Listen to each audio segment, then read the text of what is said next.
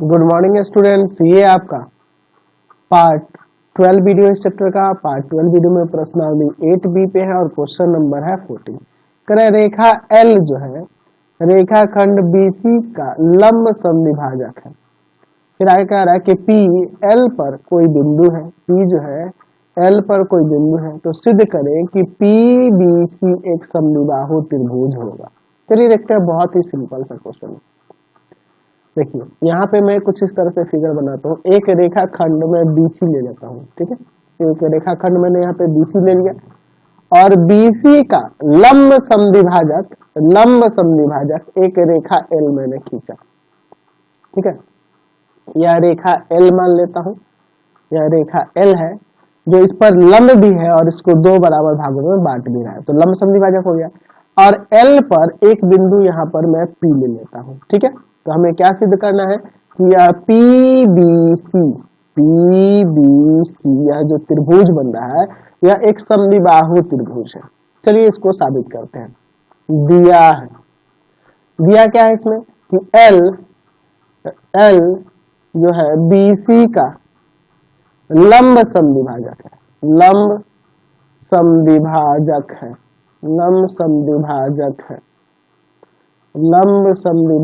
है, ठीक है। L BC का लंब समद्विभाजक है और P L पर स्थित एक बिंदु है,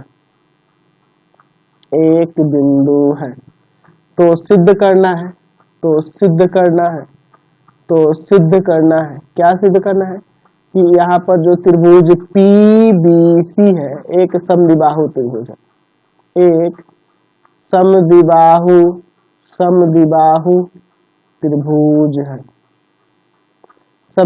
त्रिभुज है। ये हमें साबित करके दिखाना है। चलिए इसको साबित करते हैं, ठीक है। चलिए तो यहाँ पे दोनों त्रिभुजों को सर्वांग कर देंगे तो हो जाएगा त्रिभुज PB और यहाँ पे कुछ पॉइंट दे देते हैं, यहाँ D दे देते हैं, PBD तथा त्रिभुज PBD और PCD में, ठीक है। चलिए तो इसको सर्वांग करने के लिए तीन चीजें चाहिए। तो एक तो लंब है तो 90 यह बराबर हो जाएगा और PD उभयनिष्ठ हो जाएगा, हो गया हमारा। यहाँ पे लिख सकते हैं कि BD बराबर में CD, क्योंकि L जो है BC का लंब समद्विभाजक है,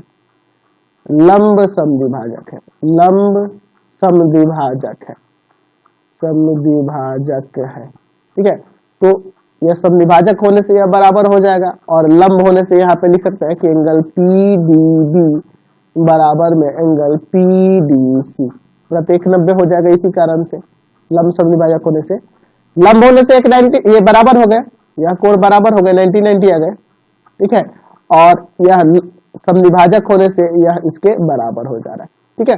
और तीसरा जो होगा PD बराबर में PD उभयनिष्ठ हो जाएगा, कॉमन हो जाएगा, उभयनिष्ठ हो जाएगा, ठीक है। तो यहाँ से त्रिभुज PBD सर्वांगसम हो जाएगा त्रिभुज PCD के। कैसे सर्वांगसम होगा तो देखो साइड एंगल और यह साइड हो जाएगा, साइड एंगल साइड सर्वांग समता से बराबर होगा। तो यहाँ से आप PB बराबर में PC लिख सकते हो ना, PB बराबर PC हो जाएगा CPCT से, तो आप ये CPCT से कर सकते हो। PB बराबर में PC CPCT से हो जाएगा। तो ये बराबर हो गया, तो किसी त्रिभुज की दो भुजाएं बराबर हो जाए तो वह समद्विबाहु हो जाएगा ना। अतः यहाँ कह सकते हैं कि त्रिभुज PBC एक समद्विबाहु त्रिभुज है, समद्विबाहु त्रिभुज है। हमने इसे साबित करके दिखा दिया, समझ गए ना। चलिए क्वेश्चन नंबर 15 देखा जाए। 15 का A नंबर बनाएंगे। पहले कह रहा है कि यदि त्रिभुज ABC में AB बराबर AC है तो सिद्ध करिए कि माध्यिका AD शीर्ष कोण एंगल BAC को समद्विभाजित करेगा और आधार BC पर लंब भी होगा। चलिए मैं इसको दिखाता हूँ। यहाँ पे त्रिभुज में बना लेता हूँ, इसके लिए यहाँ पे इसका नाम देते हैं ABC, ठीक है। ABC यह त्रिभुज है, इसमें क्या दिया हुआ है तो इसमें कह रहा है कि AB जो है ना AC के बराबर है, ठीक है। तो हमें सिद्ध करना है कि इसकी माध्यिका, मतलब माध्यिका दिया हुआ है कि यह AD एक माध्यिका है, तो यह माध्यिका जो है ना माध्यिका, इसका इस कोण को 2 बराबर भागों में बांटना है, ये भी दिखाना है। पीएसी को 2 बराबर भागों में यानी सब विभाजित कर रहा है, ये भी दिखाना है। और यहाँ पर यह माध्यिका एडी बीसी पर लंब है, यह भी साबित करना है। दोनों चीजें साबित करनी है। चलिए, तो दिया है त्रिभुज ए बी सी में ए बी बराबर है ए सी तथा ए डी त्रिभुज ए बी सी की माध्यिका है, ए बी सी की माध्यिका है। तो ये चीज तो दिया है, यही ना दोनों चीज दिया है। अच्छा, माध्यिका है तो सामने वाले भुजा को 2 बराबर भागों में बांटेगी। चलिए, तो सिद्ध करना है, क्या सिद्ध करना है कि यहाँ पे एडी एंगल बीएसी का समद्विभाजक है, माध्यिका जो एडी हो रहा है ये बीएसी का समद्विभाजक है, इनको 2 बराबर भागों में बांट रहा है।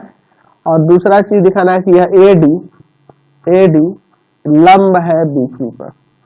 चलिए इसका प्रमाण देखो, बहुत ही सिंपल है। दोनों त्रिभुजों का सर्वांग करो, काम खत्म। त्रिभुज ए बी डी तथा त्रिभुज ए सी डी में, ए बी डी और ए सी डी में, तो देखिए पहला चीज तो ए बी बराबर में ए सी हो जाएगा, ए बी ए सी के बराबर हो जाएगा, यह दिया हुआ है, ठीक है। अच्छा, दूसरा चीज बी डी बराबर में सी डी हो जाएगा, BD बराबर में CD हो जाएगा। क्यों हो जाएगा यह बराबर? क्यों? क्योंकि AD जो है त्रिभुज ABC की माध्यिका है, ABC की माध्यिका है, इसलिए यह बराबर हो जाएगा। माध्यिका सामने वाले भुजा को 2 बराबर भाग बांटती है। अच्छा, तीसरा AD बराबर AD लिख सकते हैं, उभयनिष्ठ। इसको एक तरीके से और सर्वांग कर सकते थे, देखो ना, ये 2 भुजाएं बराबर तो 2 कोण भी बराबर हो जाते हैं ना, सम्मुख कोण, तो भी दिखा सकते थे, लेकिन उतना कौन करने जाए यार, इसी से काम हो जाएगा। त्रिभुज ABD सर्वांग हो गया त्रिभुज ACD के। कैसे हो गया? भुजा सर्वांग समता से। अब यह सर्वांग तो हो गया, और जब सर्वांग हो गया तो मैं यहाँ पे कह सकता हूँ इसके संगत भाग बराबर हो जाएंगे, संगत कोण संगत भुजाएं, यानी कि एंगल BAD बराबर में एंगल CAD हो जाएगा। यह कोण इस कोण के बराबर हो जाएगा ना CPCT से। तो जब यह दोनों कोण बराबर हो गया, इसलिए यह कह सकते हैं कि AD जो है AD एंगल BAC का समद्विभाजक है, उसका समद्विभाजक है, कह सकते हैं समद्विभाजक है, ठीक है। तभी ना ये 2 बराबर भागों में बढ़ जा रहा है। चलिए, और दूसरा चीज हमें दिखा रहा है कि AD लंब है BC पर, तो यह दोनों 90-90 तो लिख सकते हैं ना जी। तो यहाँ पे लिख सकते हैं कि एंगल ADB बराबर में एंगल ADC। देखो, यह दोनों कोण बराबर होगा, CPCT से ही होगा, यह CPCT से बराबर हो जाएगा ना। और देखो, यह रेखा है और इस पे एक और रेखा ऐसे गिरी है, तो इन दोनों का योग 180 होता है, और ये दोनों बराबर है तो 90-90 ना होंगे। चलिए, तो ये दोनों 90 हो गए, यानी कि लंब भी हो गया, अतः AD लंब है BC पर। तो हमने दोनों चीजें यहाँ पे प्रमाणित करके दिखा दी, समझ गए। चलते हैं अगले क्वेश्चन की ओर। चलिए, अब इसका B नंबर देखिए। कह रहा है अगले क्वेश्चन में B नंबर में कि यदि त्रिभुज ABC में AB AC के बराबर है तो सिद्ध करना है कि त्रिभुज B नंबर में कि EBC, देखिए यहाँ पे EBC और आपका FCB यह दोनों सर्वांग है, जबकि यहाँ पर यह BE और CF एंगल B तथा एंगल E का समद्विभाजक है। चलिए देखते हैं, हमारे पास दिया है त्रिभुज ABC में AB जो है ना AC के बराबर है, और यहाँ कह रहा है कि BE और CF क्रमशः एंगल B और एंगल C का समद्विभाजक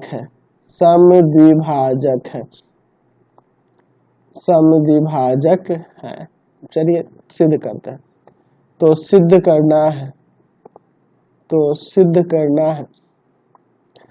करना है क्या कि त्रिभुज EBC सर्वांग है त्रिभुज FCB के। चलिए इसका प्रमाण देखिए, इसको साबित करने के लिए EBC और FCB इन दोनों को सर्वांग दिखाने के लिए हमें 3 चीजें चाहिए। तो BC तो एक उभयनिष्ठ दिख रहा है, और दूसरा जब यहाँ देखो, यहाँ पे आपके पास AB बराबर AC दिया है, AB बराबर AC दिया है, तो यहाँ से आपको पता है कि समान कोणों के सम्मुख, समान भुजाओं के सम्मुख कोण बराबर होते हैं, यानी कि एंगल बी बराबर एंगल सी हो जाएगा। या लिख सकते हैं कि समान भुजाओं के सम्मुख कोण बराबर होते हैं, ठीक है। चलिए, बराबर होते हैं। तो हम लोग देखो, इसको सर्वांशम करने के लिए तीन चीजें चाहिए, तो पहले तीनों चीज हम लोग ज्ञात कर लेते हैं, तभी हमारा काम होगा। क्योंकि सिर्फ एक BC उभयनिष्ठ दिख रहा है दोनों में, और कुछ नहीं दिख रहा है, इसीलिए मैं ऐसा कर रहा हूँ। एंगल बी एंगल सी के बराबर। अब देखिए, दोनों तरफ 1/2 से गुणा कर देते हैं। 1/2 एंगल बी, 1/2 एंगल सी। लिखेंगे कि 1/2 से गुणा करने पर देखो, यहाँ 1/2 से गुणा क्यों कर रहे हैं, देखो एंगल बी का आधा जो होगा, यह भी हो सकता है, यह भी हो सकता है, क्योंकि ये बी जो है एंगल बी का समद्विभाजक है, और सी एफ एंगल सी का, तो ये दो, इसका एंगल सी का आधा यह भी हो सकता है और यह भी हो सकता है। तो एंगल बी का आधा मैं यहाँ पे लिख सकता हूँ एंगल ए बी ई, और एंगल सी का आधा लिख सकता हूँ एंगल ए सी एफ, या एंगल बी का आधा यह भी लिख सकता हूँ एंगल ई बी सी, और एंगल सी का आधा मैं ये भी लिख सकता हूँ एंगल एफ सी बी। यह दोनों कैसे लिख रहा हूँ, तो यह लिख सकता हूँ कि आपके पास दिया है कि बीई तथा सी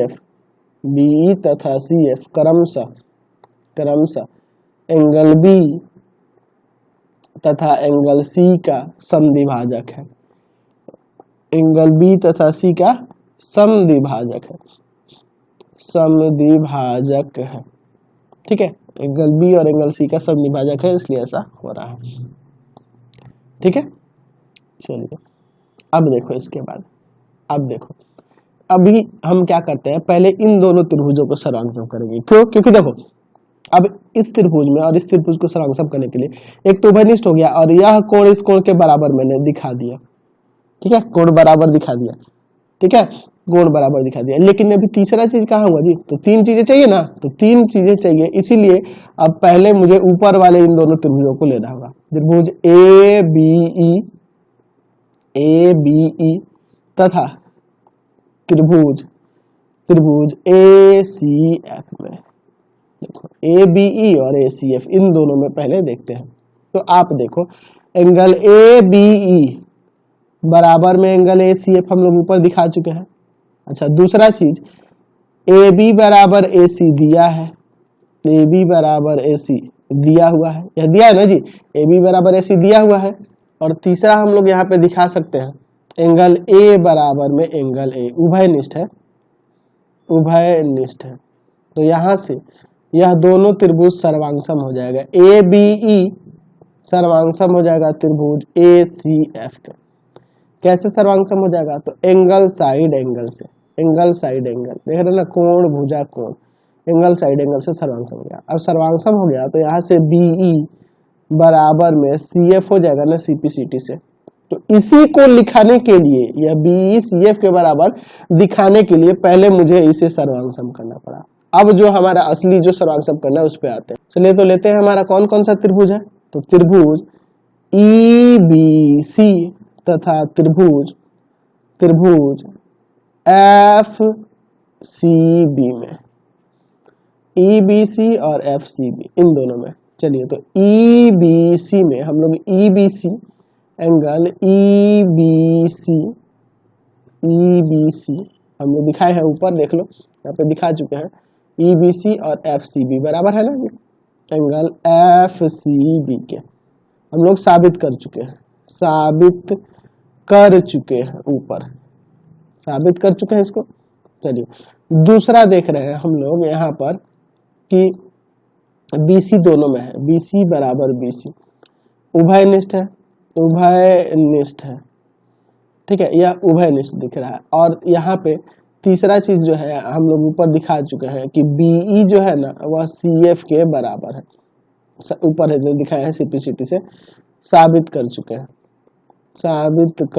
हैं, ऊपर हम लोग साबित कर चुके हैं। तो त्रिभुज ई बी सी सर्वांग सम हो जाएगा त्रिभुज एफ सी बी के। कैसे सर्वांग सम हो इसको समझिए।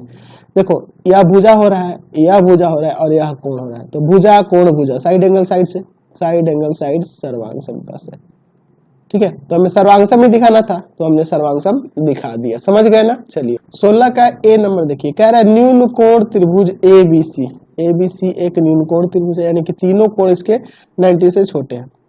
कह रहा है कि शीर्ष बिंदु बी और सी से, बी और सी से AC और AB भुजा पर BY और CZ दो लंब खींचे गए हैं। अच्छा, AC पर यह BY और AB पर CZ लंब खींचा गया है। ठीक है, और यह दोनों लंब आपस में बराबर है, BY CZ के बराबर। तो सिद्ध करने के लिए त्रिभुज समद्विबाहु होगा।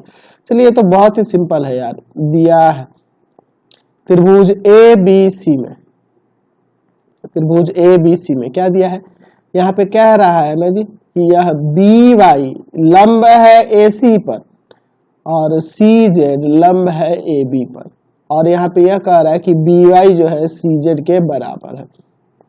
तो सिद्ध करना है, तो सिद्ध करना है, तो सिद्ध करना है कि त्रिभुज ABC एक समद्विबाहु त्रिभुज है, समद्विबाहु त्रिभुज है, समद्विबाहु त्रिभुज है। समद्विबाहु त्रिभुज दिखाने के लिए दो कोण या दो भुजा बराबर होनी चाहिए।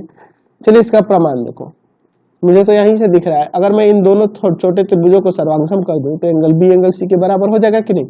चलिए तो त्रिभुज यहाँ पे मैं लेता हूँ CZB या BCZ ले लेता हूँ, BCZ, तथा तो इसी के अनुरूप इधर ले लेंगे CBY में, CBY में CBZ, BCZ और CBY, इन दोनों में देखो आप यहाँ पे लिख सकते हो इस त्रिभुज में BCZ में अगर मैं देखूं तो यहाँ से आपका हो सकता है कि एंगल BZC बराबर में एंगल CYB, प्रत्येक 90 लंब होने के कारण प्रत्येक 90 हो जाएगा। देख लो BZC और आपका CYB 90 हो जाएगा। अच्छा, दूसरा BC बराबर BC, उभयनिष्ठ है, उभयनिष्ठ है, उभयनिष्ठ है। देखो ना आप इस त्रिभुज में BC है, इस त्रिभुज में BC है। चलिए, और तीसरा जो आपके पास दिया हुआ है वह हो जाएगा, तो आपका हो जाएगा आपका CZ बराबर, इसमें देखिए इसमें BCZ में पहले हमने BCZ लिया है तो BCZ में CZ है और इसमें BY है, तो CZ बराबर में BY, यह दिया हुआ है, दिया ना जी। तो यहाँ से त्रिभुज क्या हो जाएगा, सर्वांगसम हो जाएगा। तो त्रिभुज BCZ सर्वांगसम हो जाएगा त्रिभुज CBY के। कैसे सर्वांगसम होगा, तो राइट है, हाइपोटेनस है और एक साइड है RHS से, RHS सर्वांग समता से। चलिए ये सर्वांगसम तो हो गया। अब सर्वांगसम हो गया तो यहाँ से मैं लिख सकता हूँ कि एंगल B बराबर एंगल C, ठीक है, एंगल B एंगल C के बराबर हो जाएगा CPCT से। ठीक है, आज जब एंगल B एंगल C के बराबर हो गए, अतः यहाँ कह सकते हैं कि त्रिभुज ABC एक समद्विबाहु त्रिभुज है, समद्विबाहु त्रिभुज है, समद्विबाहु त्रिभुज है। ठीक है, तो हमें समद्विबाहु त्रिभुज दिखाना था, हमने दिखा दिया, समझ गए। चलिए इसका B नंबर देखिए, कह रहा है कि त्रिभुज ABC एक समद्विबाहु त्रिभुज है, समद्विबाहु त्रिभुज है पहले से कह रहा है, जिसकी बराबर भुजाएं AC और BC पर क्रमशः BY और CZ यहाँ पर रेखाएं खींची गई है, लंब खींचे गए हैं, शीर्ष लंब खींचे गए हैं। ठीक है, हमें दिखाना है कि यह शीर्ष लंब आपस में बराबर है, उल्टा दिया पिछले क्वेश्चन का ही दिया है। त्रिभुज ABC एक समद्विबाहु त्रिभुज है, समद्विबाहु त्रिभुज है, समद्विबाहु त्रिभुज है। ठीक है, समद्विबाहु त्रिभुज है, और यहाँ पर यह AB बराबर है AC के, दिया है ना, बराबर भुजाएं AB और AC। और फिर यहाँ पे कह रहा है कि यहाँ BY लंब है, BY लंब है AC पर और आपका CZ लंब है AB पर, है ना। तो सिद्ध करना है, तो सिद्ध करना है, क्या सिद्ध करना है हमें कि यह दोनों शीर्ष लंब जो है बराबर है, BY बराबर है CZ के। यह बी वाई जो है सी जेड के बराबर है। चलिए इसका प्रमाण देखते हैं, बहुत ही सिंपल सा है। चलिए त्रिभुज ए बी वाई तथा त्रिभुज ए सी जेड में, ध्यान से देखना है, ए बी वाई और ए सी जेड में, यहाँ पे इन दोनों को मैं सर्वांगसम कर दूंगा, हो जाएगा। तो यहाँ पे देखिए एंगल आप दिखा सकते हैं ए वाई बी बराबर में angle A Z C, A Y B बराबर में ए जेड सी, प्रत्येक 90 हो जाएगा लंब होने के कारण, प्रत्येक 90। अच्छा दूसरा चीज देखिए, ए बी जो है ए सी के बराबर है, यह दिया है ए बी ए सी के बराबर है, ए बी ए सी के बराबर है, तो इस त्रिभुज के भाग है ना जी।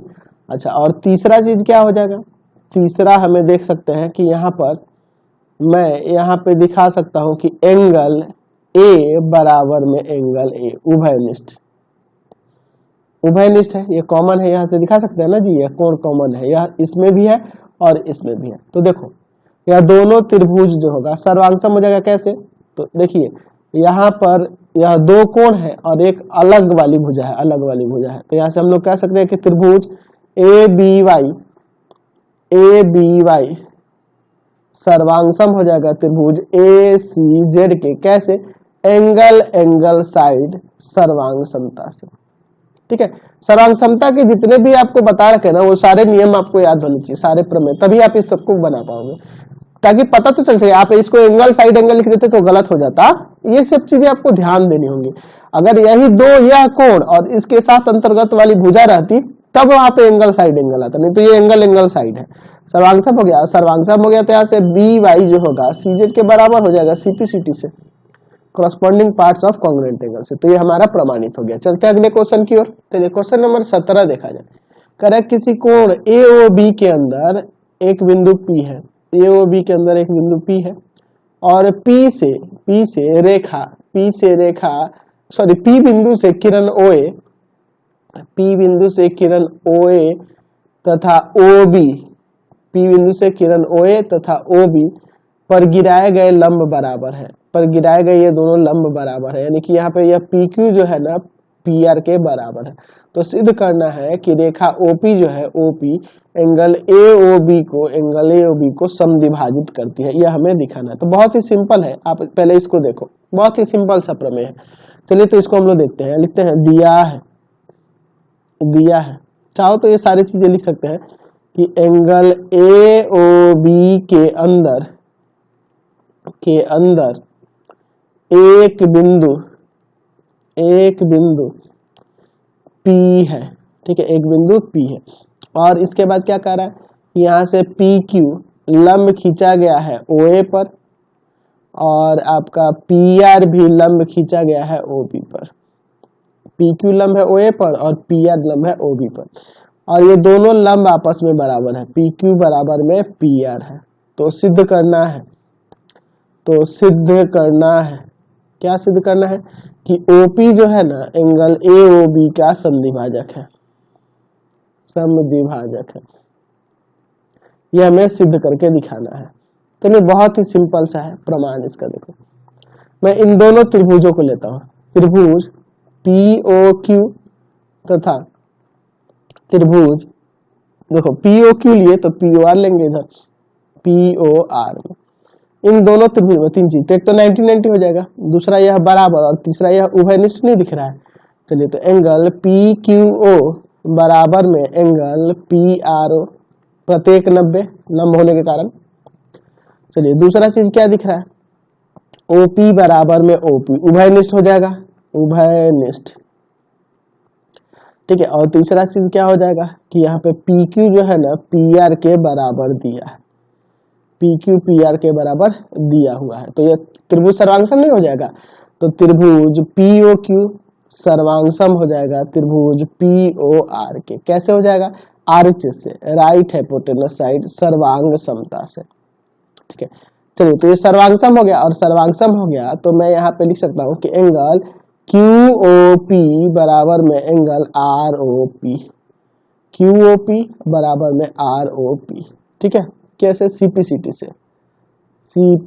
से। ठीक है, तो यह दोनों कोण बराबर हो गए, यानी कि OP इसका समद्विभाजक है, QOR का समद्विभाजक है, इसलिए OP एंगल QOR का समद्विभाजक है। ठीक है, अच्छा QOR का जब वह समद्विभाजक है तो अतः हम यहाँ यह भी लिख सकते हैं कि OP जो है OP एंगल AOB का भी समद्विभाजक है। QOR को एंगल AOB भी तो कह सकते हैं। चलिए इसका भी समद्विभाजक, एक ही बात होगा। ठीक है, दोनों तो एक ही एंगल को बता रहा है। चलिए ये प्रमाणित हो गया, समझ गए ना। तो इसी तरह के आपके क्वेश्चन दिए गए हैं, बहुत ही सिंपल क्वेश्चन दिए गए हैं, आप देख ही रहे हो, तो कोई दिक्कत नहीं होने वाली वीडियो में। आपको सारे क्वेश्चन बनाकर मैं बता दूंगा। प्लीज आप चैनल को सब्सक्राइब करें, वीडियो को लाइक शेयर करें, और इससे रिलेटेड जो भी वीडियो देखना हो सीधे डिस्क्रिप्शन में जाना, पूरे बुक का लिंक मिल जाएगा। Thanks for watching the video.